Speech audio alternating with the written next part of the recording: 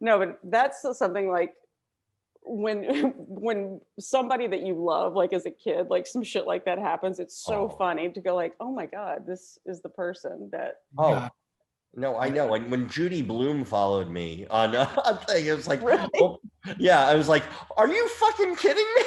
Well, hell, wait, we were all present, obviously, when like Weird Al did the podcast. Oh, yeah.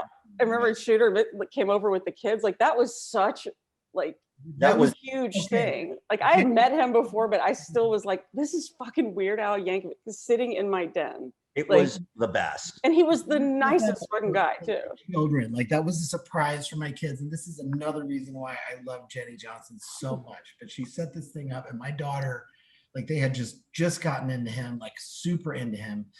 And she was like gonna throw up. Like it was like so it was like you would have loved that if she just it was like one of the monumental moments in their lives. And it was, I mean, for me too, because I love like I listened to all his records when I was a kid. I was like nerdy, I was white and nerdy, I was so into it.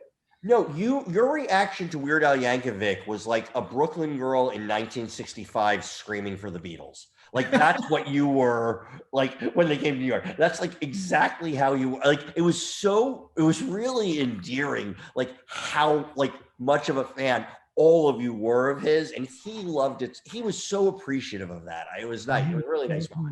He was such a great guy. Like I'm always like hyper aware sometimes. I don't want to be the person that makes someone uncomfortable. Like, hey, remember back in 1984? And then they're like, oh fuck, I gotta listen to this story. You know, like I'm dying to talk to him.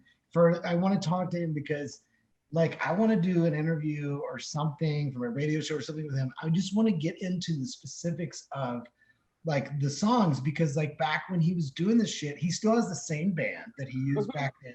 And there's like interesting little details that you could get into about like how did you replicate these sounds, and like when they did the Beverly Hillbillies theme song thing, which was Dire Straits, like Mark Knopfler's request was I have to play guitar, and he brought in his keyboard player when they did that.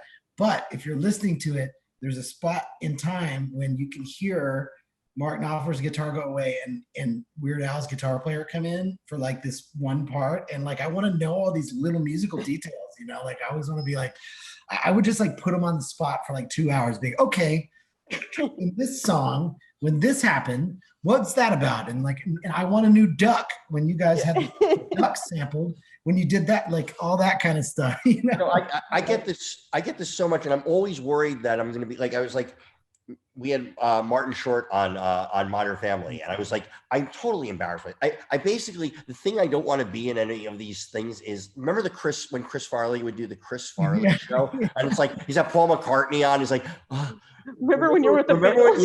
Remember when you were in the Beatles? Yeah, remember when you said that was awesome. I get that way, so I love that. So remember when you said the love you take is equal to the love you make? Is that true? Is that true?